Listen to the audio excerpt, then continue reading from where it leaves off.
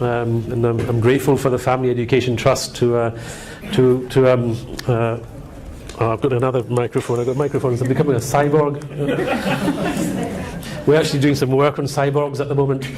But anyway, I'm really grateful. This is the third time that I'll be speaking on artificial gametes. Gametes are sperm and eggs. The first time was actually in a lecture at St. Mary's University about 3 years ago.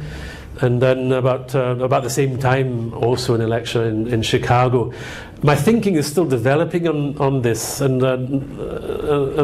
when I went to Chicago I was actually hoping that all the other professors of bioethics there would give me the answers, but they didn't give me any answers, so I was just left alone to try and sort these dilemmas out.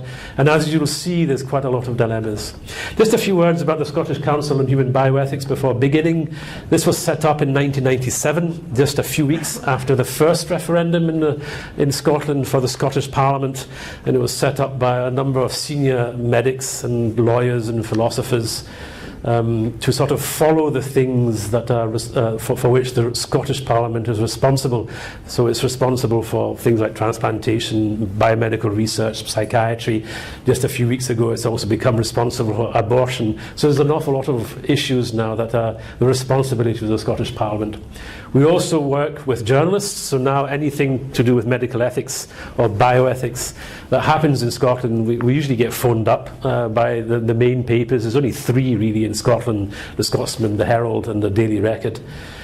So we work a lot with them. We work a lot with London journalists as well, because some of the things that we're looking at, nobody else has really done very much work.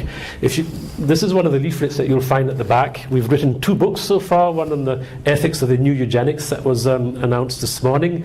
That's about improving the human race and how to do this. Since the Second World War, it was sort of taboo. Now it's all coming back. It doesn't really come back under the word of eugenics. It usually comes back under things like medical improvement or something that sounds a lot better than eugenics. But it is eugenics, and it's really creating a lot of concern at the moment right through Europe about the coming back of this topic that was stopped straight after the Second World War. We also did a lot of work on animal-human hybrids and chimeras. That's mixing human beings and animals at the embryonic and fetal level. There's different ways of doing this. It all has been legalized in the UK, one of the only countries in the world where it has been legalized in 2007 and 2008. And to try and inform people about what was happening in the UK, we wrote this book called Chimera's Children. And it actually was very frightening what was taking place. But a lot of people weren't really aware that this happened in the UK, and this is why, and it's still going on. There's still some research going on in the United States to try and humanize pigs, so that their organs can be used on transplantation. But the big problem is you've got to make sure it's only the organs that are humanized and maybe not the head, because you don't want a pig with a human head. But the researchers really don't know how to make the difference. And if you have a pig with a human head, that creates a lot of ethical problems, but I won't go into detail about it. Yeah.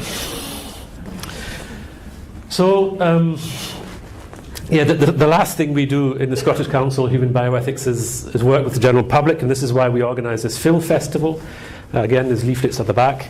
The next one is in 2 weeks' time. It's on The Giver with Meryl Streep, and Trev is actually one of the post-film discussion panelists. So we have this every year, and this year it's taking place in June because there's a very big congress in bioethics in June, a World Congress of Bioethics that's taking place in Edinburgh. Okay, so let's go to our topic. Before I go into artificial gametes, I'm going to try and say a few words about gametes first of all, because a lot of this, it's actually not easy, and you'll see why it's not easy. What does a sperm represent? What does a sperm cell represent? What does an egg represent in philosophy and in many other areas? You need to point it out. Yeah. Okay, there we go. Yeah, so in an ideal world, when a child is brought into existence, a couple completely gives of themselves to each other, but also they give their gametes. So the man gives his sperm and the woman gives her egg. And this sperm and this egg represent the couple. Now, what does it mean in this word representation? Well, we'll come back to that in a few minutes. When a couple also have a sexual intercourse and are planning to have a child, they also give of themselves to the child, and that is really important. So they're giving themselves completely to each other, but they're also giving themselves completely to the child. Why do parents have children? Well, that's a very big question. I don't have children. I'm not married, so I only study other people's children, and I've often asked people, have you ever asked your own parents why they brought you into existence? And most people haven't. And I've asked also parents, why on earth did you have children? And most people say, well, I'm not really quite sure. I actually asked my mother why she brought me into existence. And it took her about half an hour to think it through. She did. And then she said, oh, it's something positive. But that's all she could say. So I don't know, have you asked your parents why they brought you into existence? And have your children asked you why you brought them into existence? If you haven't, well, that's your homework for the next 2 weeks. But it is a difficult problem. Now, some people bring their children in for the wrong reasons. They want children to work on the farm or cut the grass in the garden or do the washing up. That would be the wrong reason to have a child. Other people have children for the right reason. They want them to see how wonderful life is. So there's different reasons why people bring children to existence. Sometimes good, sometimes bad. Now, most parents also want children of their own. Not all. Some people adopt children, and that's fantastic. But most children want to have children of their own. But again, what does this mean, of their own? And again, nobody really knows what it means. You can go through literature in medical ethics in all the journals, and actually this question is not often asked. Some people think it's just biology or genetics, but we'll see again in a minute that it can be a lot more than that. So what does this expression mean, of their own, children of their own? Do parents want to be responsible for bringing their children to existence in some way? Again, what is a parent? Now, there's different kinds of parents in our society. We have parents, we have grandparents, we have godparents, we have step-parents, and we'll have lots of different kinds of other kinds of parents in the future through different means of reproduction, or I should say procreation. And again, what are the parent-child bonds, and where do they come from? Why is the bond between a parent and their child so strong? But yeah, it really is strong. I mean, parents are prepared to do anything for their children and vice versa. But why? Yeah. And again, these are questions that are not really asked. They're certainly not asked by government or by the Westminster Parliament when it's passing all this new legislation. These two first questions, is why people want children and why people want children of their own, is just dismissed. But it is the basis for a lot of this legislation. And it is the reason why fertility clinics, especially in London, are making so much money, because parents want children of their own, though they don't know what it means. So bringing into existence another person never really takes place in a social vacuum. Children don't just appear like magic, or they're not brought in by storks or birds, like they believed in the past. Children are brought in a social context. There's new aspects of identity each time that are formed when children are brought into existence. And your chairman this morning, very interestingly, talked about what is identity. Identity is something that is really important.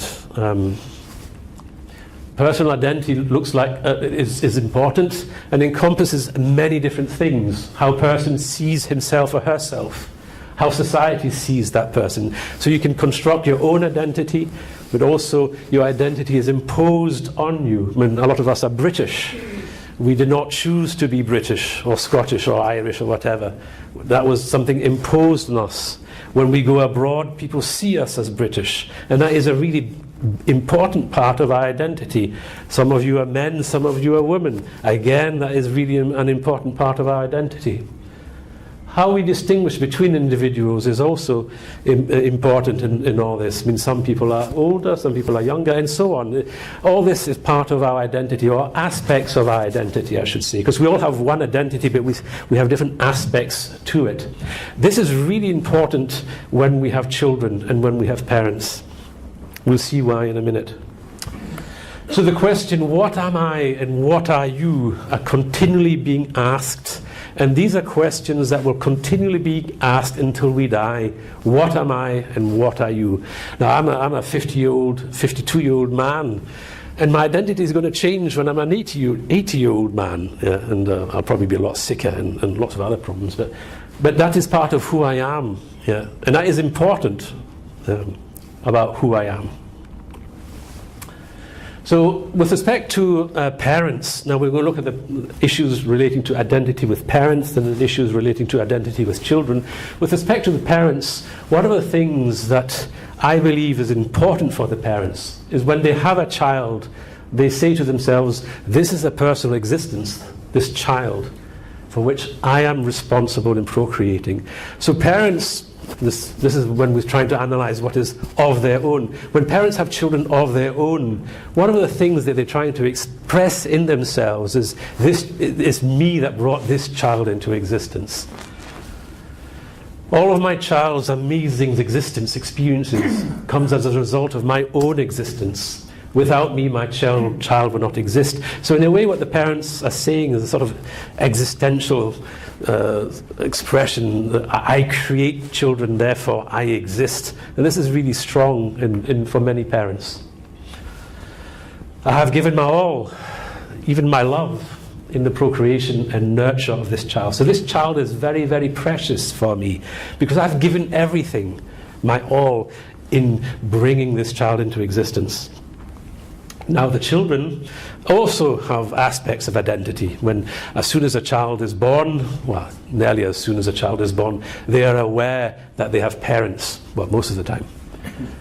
And they want to say, well, what am I? I'm a child. Some people, I mean, when I was small, I hated being a child. I always wanted to be an adult because they seemed to be a lot more free. They could do whatever they wanted. But when I was a child, I couldn't. So who am I? These are the kind of questions we ask as soon as we start existing. As soon as a person begins to ask the question, who am I? Then there's another question that arises. Why do I exist and for what purpose? Why am I on this world? Was I really wanted as a person? Or was I not wanted as a person? Was I a mistake of nature? Was I just an accident in existing? Do I have a place in this world? Or am I just, I really don't have a place. I'm just here because everybody just grudges my existence, but they don't welcome me. They're not welcoming me in this world. And finally, was my creation the result of love? Again, these are questions that children ask themselves, or every child asks themselves about their identity. So origins, and this is something again that was said this morning by your chair, origins of our existence are really important to construct social and cultural identities. And a good example of this is Dr. Frankenstein's monster. This story of Frankenstein is really important in bioethics, and it's mentioned again and again in books. And what's really interesting in this story, and some of you I'm sure have read it, is that Dr. Frankenstein uses body parts from the graves to build his monster. And this monster never has a name. Again, that's really interesting, because part of identity is also our name. But this monster never has a name. And eventually he's brought into existence, he becomes self-aware, and he knows he exists. And he realizes that his creator, Dr. Frankenstein, has abandoned him, because he realizes eventually that he created a monster. He didn't create something else. And this is what the monster says.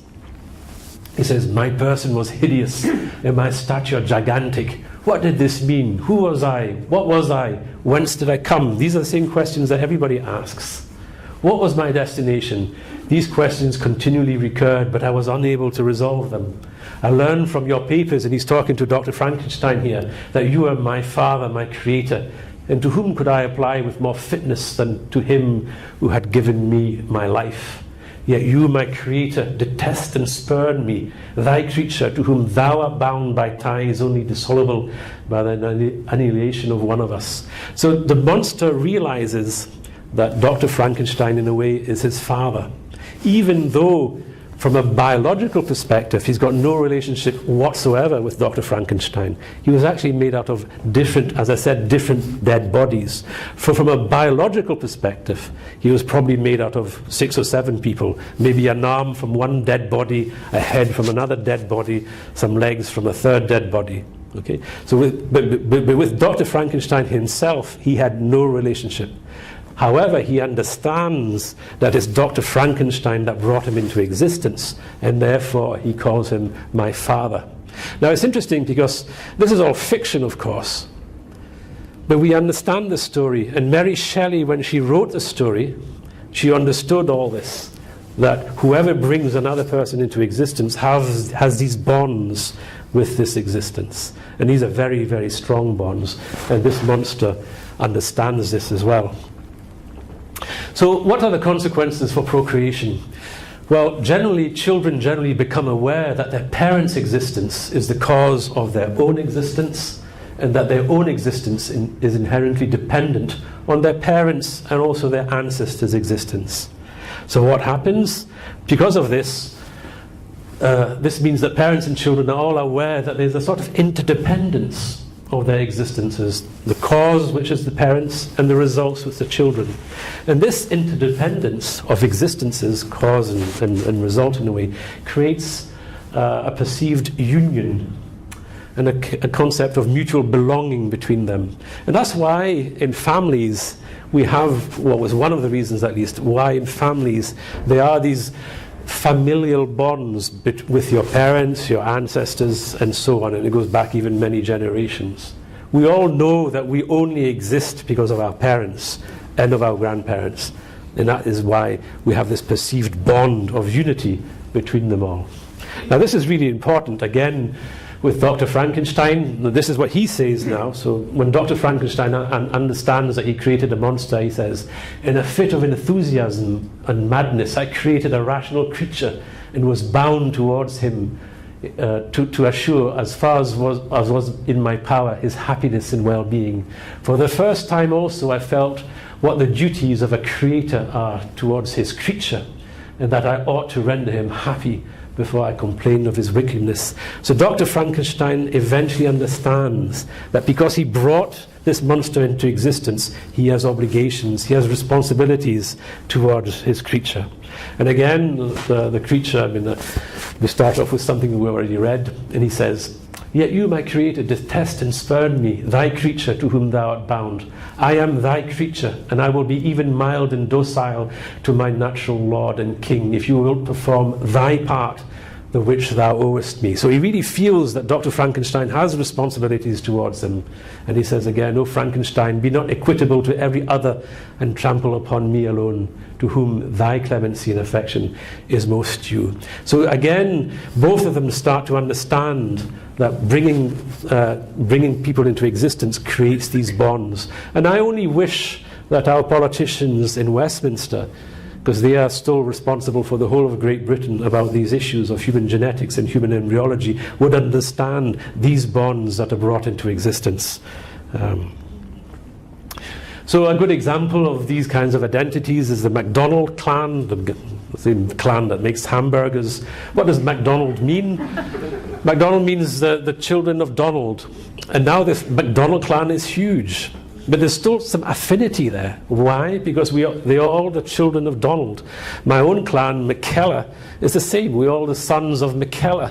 And if I go to a wedding or something, or even a meeting like this, and there's another MacKellar there, they'll come and speak to them, and I'll go and speak to them, because there's this affinity there. Why is there affinity there? Because our origins are the same. There's the same Kellar somewhere that brought us all into existence. You have it the same with the children of Israel. The whole nation of Israel are the sons of one person called Israel. And it's interesting that the whole nation now is called after this name of one person, children of Israel. And they are all linked together. There's all this very strong sense of identity, of nationality, of being the sons of Israel. So all this is important. All these relationships are important, but they're also very important in the procreative setting and what so far has been possible in nature. So this is the royal family. Now, all the people dressed in red are related to each other. What do I mean by related? So you have Prince Philip, the Duke of Edinburgh, who's the father of Prince Charles, who's the father of Prince William. Now, we all understand this royal family to be related. We all understand that there is one royal family. But the bonds that exist in this unity that exists in the royal family are all through procreation in a way, through biological bonds that have arisen because the Duke of Edinburgh procreated Prince Charles, who then procreated Prince William, and the Queen as well is very important in this family. Yeah. So it's interesting that we are ruled in a way by a family which we see as which has a unity in a way, because otherwise, why would Prince Charles become king one day? So we were doing some work on this. We were doing some work on this some years ago in Scotland, trying to find out why people who are adopted into noble families could not inherit the title. So even in the royal family, if the Queen, the Prince Philip, adopted a son who was older than Prince Charles, he would never become king. And if the same happened in a family where there was a duke or a baron or whatever, they would never inherit the title. Now, if somebody like that was in the royal family, he would inherit Balmoral, because Balmoral belongs to the Queen personally. But he would never inherit the crown, he would never inherit Buckingham Palace, and so on. So we were asking ourselves, why? So eventually we found out that in the UK, only legitimate children of the blood of a monarch, peer or title of honour, can inherit the crown. So we found this a bit strange, and this is a legislation that is actually quite old. So we went to the Lord Lion King of Arms in Scotland, who's the person responsible for all these titles, and we said, well, what do you mean by children of the blood? And he responded by saying, titles descend to heirs of the blood, and an adopted child is not usually of the blood. So then we said, well, what do you mean? Well, of course we said, well, what do you mean by blood? Yeah. If you have a blood transfusion from a royal prince, does that make you a prince? Are you then entitled to call yourself even a prince? So what do you mean by blood? Because we weren't really sure. So the Lord Lion King of Arms answered, any change in the manner in which heirs of the blood are defined in law would need to go before the UK Parliament. So he didn't answer the question. Yeah. But again, what do we mean by blood? What do we mean by royal blood? It's certainly not red blood that we have in our veins. There's something else. But what? Is it gametes? Is it sperm and eggs? And again, in the history of kingdoms and so on, blood meant life. So there's sort of the life that went from the Queen and Prince Philip into Charles. There's a sort of continuation of life there. But it also gives a unity. There's a unity in life there. That's why there is a royal family. Yeah. It makes things quite complicated. In 2013, you probably followed the legislation in the UK Parliament to update the fact that when, say, the monarch had a daughter that was older than a son, this daughter would now inherit the kingdom. Because in the past it was always in England only the oldest son that inherited the title or the kingdom. In Scotland it was always the oldest child. It was not like in England. So that's why in the House of Lords in the past there was a lot more Scottish women, because they were always the oldest child, and not just and if they had a wee brother, a small brother, he would not inherit the title. But anyway, when this was going through Westminster in 2013, the Lords actually became quite concerned about what would happen if royal children could be brought into existence who were not the natural result of marriage between a man and a woman. And this is one of the questions that Lord True asked. He said, what happens if we have a lesbian queen in a same-sex marriage who conceives using an egg implanted with donor sperm? So these are the kind of things they talk about in the House of Lords. Yeah? Yeah. And Lord Wallace, who used to actually be the Deputy First Minister of Scotland, he answered, under existing laws, only a royal child naturally born to heterosexual parents can succeed to the throne. And that is still the case right now. So all these laws about same-sex marriage and all the rest don't apply to the royal family, which is actually very interesting. Why is there an exception to the royal family? Yeah. Anyway, maybe they will change in the future, I don't know. So this is all to say that gametes, so sperm and eggs, and the relationships that are formed between them and the identity between them is really important. And that biology is also really important for some reason. So what are gametes? So gametes can be seen as enabling parents to give something of themselves to their prospective child. So when a father uses his sperm and the egg, and a mother uses an egg to create the child, they're in a way giving something of themselves. The child doesn't just suddenly appear, as I said, out of magic. Each whole sperm cell may in a way be understood as a representative of the whole man from whom it originated. And the two important words here is representative but also whole. So it's the whole sperm that represents the whole man. And again, it's the whole egg that represents the whole woman. It's not just part of the sperm that represents the man. It's not just part of the sperm that represents the woman. It's the whole. So this representation includes the gender of the person, and again that's really important. So a sperm represents a man, an egg represents a woman from whom they originated. And when we have a union of gametes, so when a sperm and an egg unite, this reflects the identity of the persons who are also uniting. And it also represents, so the sperm, when a sperm becomes an embryo, a sperm and an egg become an embryo and unite, it's the identity of the father and the mother that is also being united in a way. Yeah. So when gametes participate in the bringing into existence of a new person, they express the complete fusion or union of the whole persons from whom they were produced and represent. So the unity of the parents is expressed in this one embryo, which is the unity of the sperm and the egg. So gametes participating in the creation of a new being can be seen as a sort of ambassadors in his or her wholeness as a person. So this is the picture of the ambassador of Mongolia meeting the queen. He looks a bit like Genghis Khan dressed up like that, but he is from Mongolia. Now, an ambassador is a really important person. Why is he important? As a human being, he's just the same as you and me.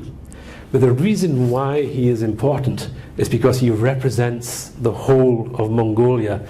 Not just the people of Mongolia, but the whole nation of Mongolia.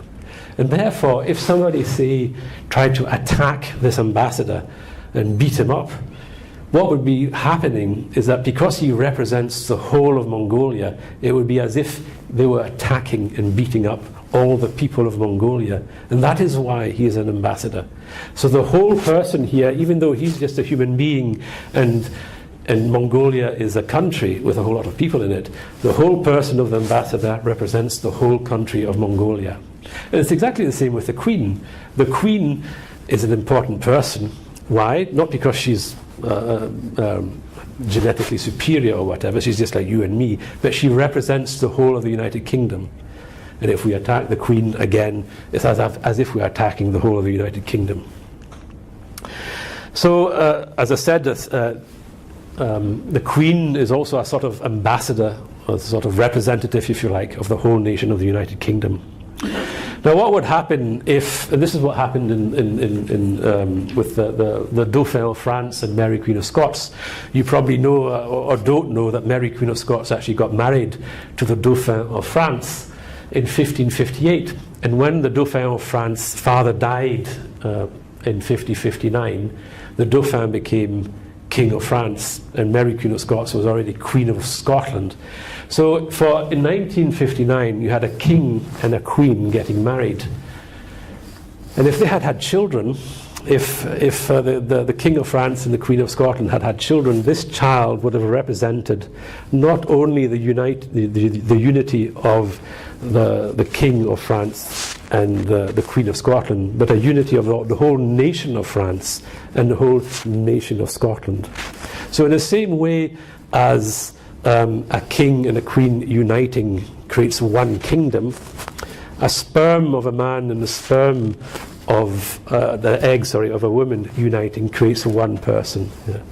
Unfortunately, this joint kingdom only lasted 1 year, because then the King of France, his name was Francis II, died, and Mary Queen of Scots had to return to Scotland, but the Reformation already had taken place, and she had a tough time afterwards. But eventually, she got decapitated by Elizabeth I.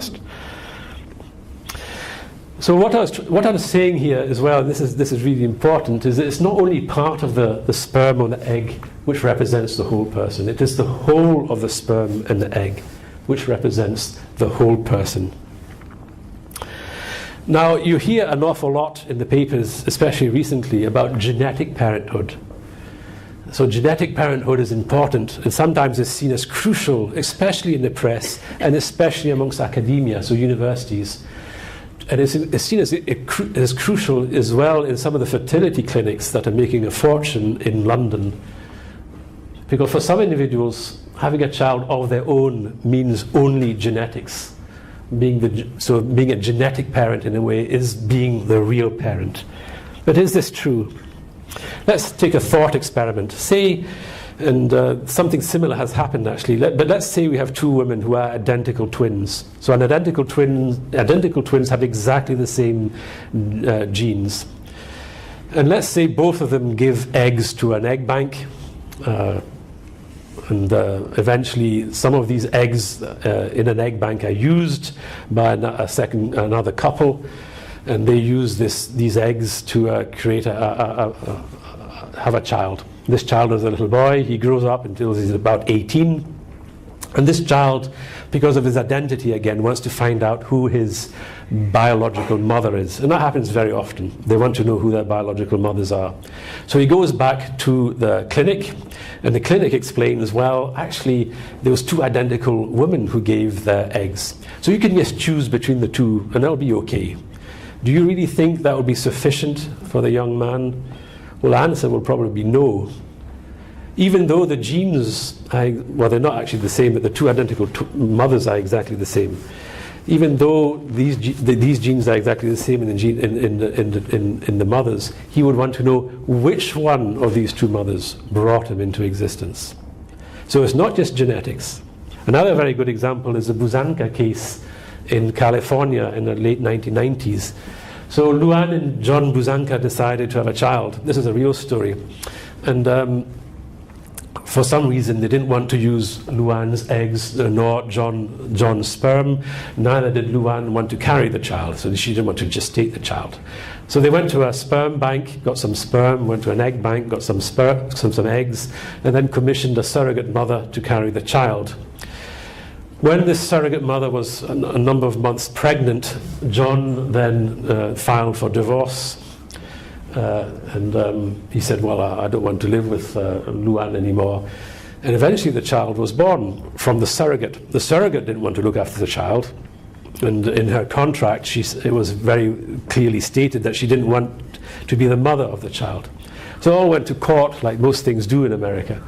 So it went to court, and the first court decided that because Joanne and Luan had no biological relationship at all with the child, it was a little girl actually, they should not be considered as the parents.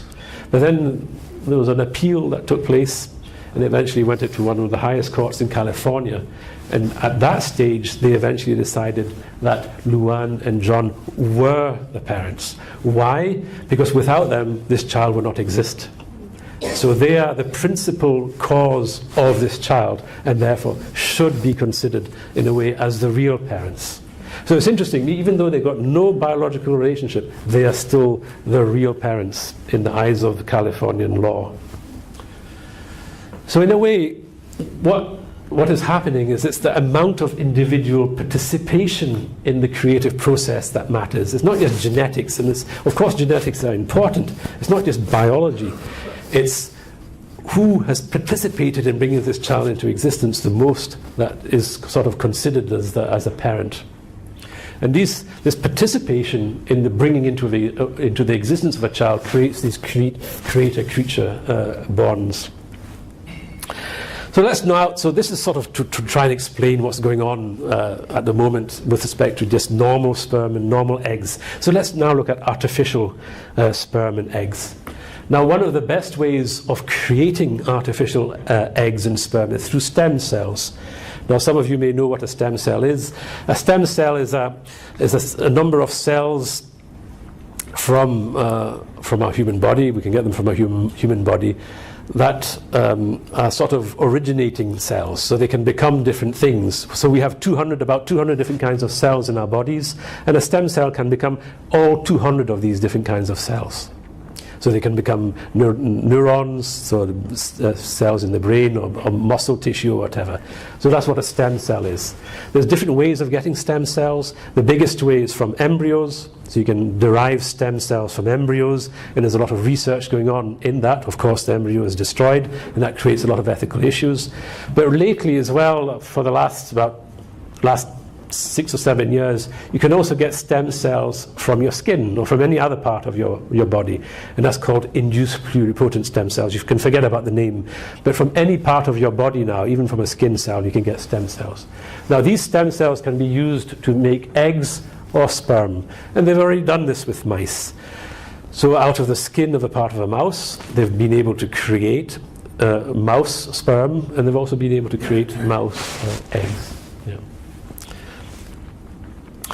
So when we create sperm and eggs from these stem cells, we first of all can create gametes of the same gender as the originator. So I'm a man, I can create sperm, say, out of my skin cells. So that would sort of be okay. If I was a woman, it's not yet possible in human beings, but if I was a woman, I could eventually, I'm not a woman, but let's say you're a woman, yeah, you can eventually create eggs from your skin cells. Now, would that create a lot of ethical issues? Well, probably not. This is where there's a need for a lot more discussion.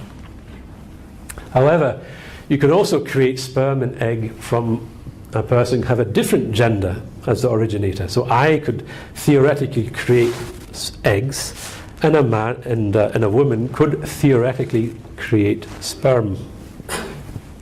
Now that would start to create a lot of issues. Why? Well, I'll just put this. Normally an egg, as I was saying right at the beginning, an egg represents a woman and sperm represents a man. If I start to create eggs for reproduction, this egg will never be able to represent me, because an egg is inherently feminine.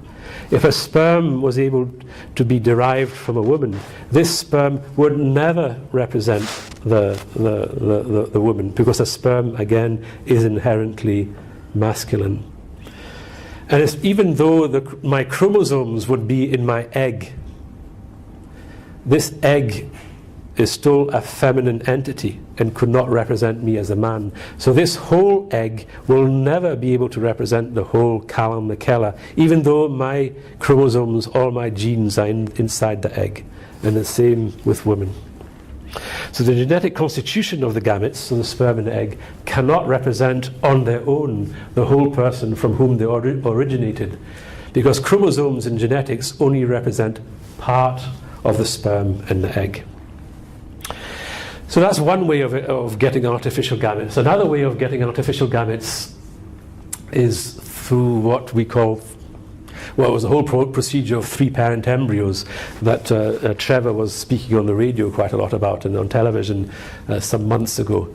So I'm just going to try and explain what the UK has just legalized. So this is an egg right at the top here. And inside you have the nucleus, that's where all the chromosomes, all the genetic material is found. And around it we have mitochondria. The mitochondria are sort of the power source of the egg. And they represent about 15 to 35% of the cell's mass. They are considered, as I said, as a power source. And human cells contain about 100 to 1,000 mitochondria.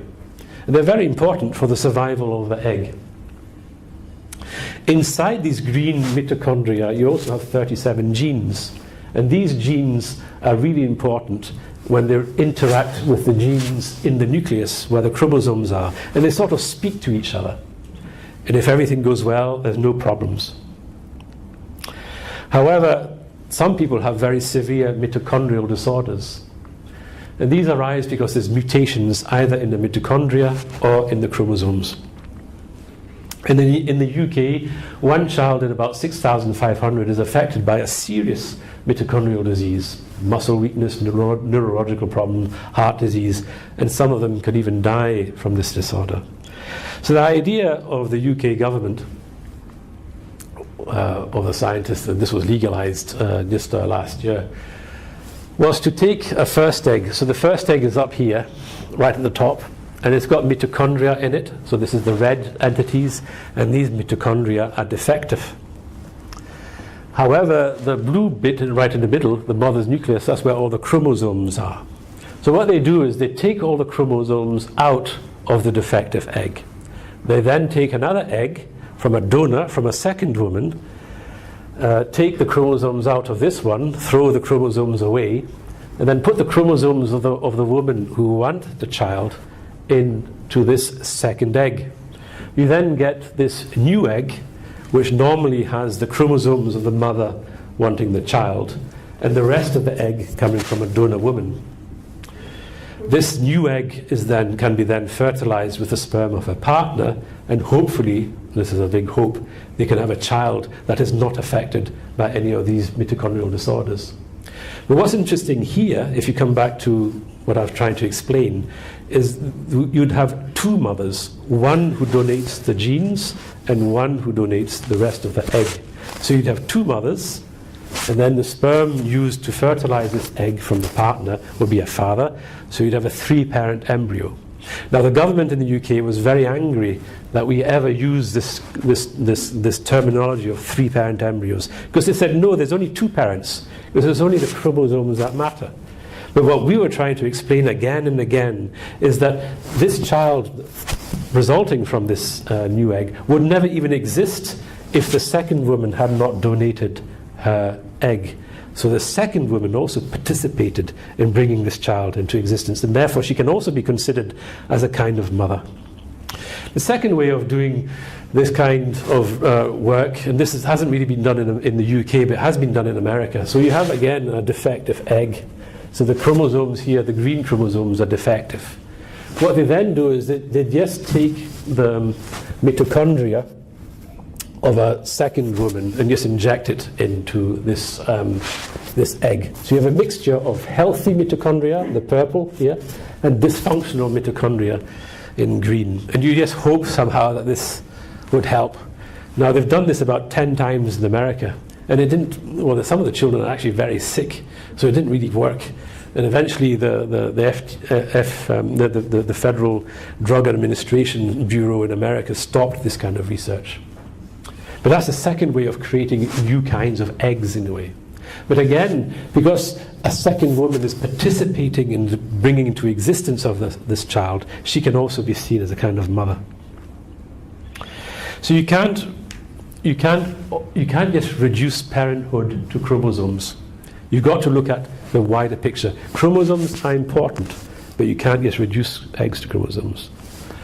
Without an emptied egg or a healthy cytoplasm, that's what was injected in the second case, of another woman, no new life would ever have existed. So these new eggs cannot still be considered as fully representing the wholeness of the original woman. So in a way, this new egg doesn't fully represent the original woman, because another woman is also giving biological material. So there's different advantages. I'm just talking about advantages, then I'll talk about the disadvantages. Of course, there's advantages in all this new kinds of procedures. You can have children in old age. If you don't have ovaries, you can have children. If you lose your fertility, you can have children as well. And homosexual couples can have children, biological children. But there's also lots of disadvantages. First of all this is experimental. Nobody knows whether children born from these procedures will be healthy. There's a lot of risks that they may not be healthy because of biological problems. But there's also a whole lot of psychological harm that can happen. The threats to the integrity of the nuclear family. What we're doing here is lots of people are participating in bringing into existence children. So it might threaten the oneness of the family. Parents also could have children by themselves. Let's say a woman creates her own sperm. She can then self-fertilize herself. So she could be the father and the mother of the child. And what would that mean eventually is that you could get rid of men. So you could have a whole society of women who reproduce by themselves. Yeah? So by self-fertilizing themselves with their own sperm. What are the real parents? Well, nobody knows who the real parents are. Nobody really knows what a parent is anymore. Yeah. So these are some of the big questions. What are the consequences for the child when he or she realizes that in the case of embryonic stem cells, if they were using embryonic stem cells, they destroy the embryo to create the sperm on the egg. So his father or his mother was dead even before he was brought into existence in a way. Consequences of the child of having many different kinds of parents. So these are all some of the questions that we have to ask ourselves. And this is the last slide. So it creates a lot of challenges. Artificial gametes would challenge the legal definition of infertility. I'm a single man. Would that mean now that I'm infertile? Because I can have children, but I need clinical assistance to have children. Because I could create my own eggs and then self-fertilize these eggs in a way. What would the legal relation of the single person and the child conceived, used in these gametes be? Well, we're creating a whole lot of new relationships with parents, because we have different kinds of parents. But what is the legal relationship? Who are the legal parents? So there will be a lot of confusion, and the legal framework will have to be revised in that sense. It will also be possible to steal gametes. A lot of you have left the dining rooms, and there's some cells on your glasses, some cells from your mouth and so on. I could now use those cells to create sperm and eggs, and I could use it to create my own children if I think that you're so wonderful or whatever, and I could have children. And I don't need to ask your consent. I don't need to ask your authorization. I could just go and get it. Yeah. So that is what we call gamete theft. Yeah. So this is the conclusion. Well, I'll put it all out. With gametes originating from stem cells of persons having different genders of this person, with maternal spindle transfer and the cytoplasmic transfer, these two secondary procedures, in all these three cases, the inherent correspondence between the wholeness of the sperm and egg and the wholeness of the person is no longer present. And because of this, it could create a lot of problems, psychological problems especially, for the child born from these procedures, because he would not know, first of all, who his real father is. Is it a father, or does he have two mothers or two fathers, or mother and a father, but who are all the same person, and so on and so forth. So children, and because the origins are extremely important, children may now be brought into existence whose identity is very difficult to understand. Will that create a lot of problems? Probably. And if you go back to Frankenstein's monster, even though it's fiction, one of the most difficult problems he had is finding out, why does he exist? How was he brought into existence? And was he really loved when he was brought into existence?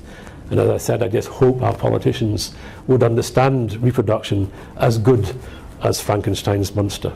Thank you very much.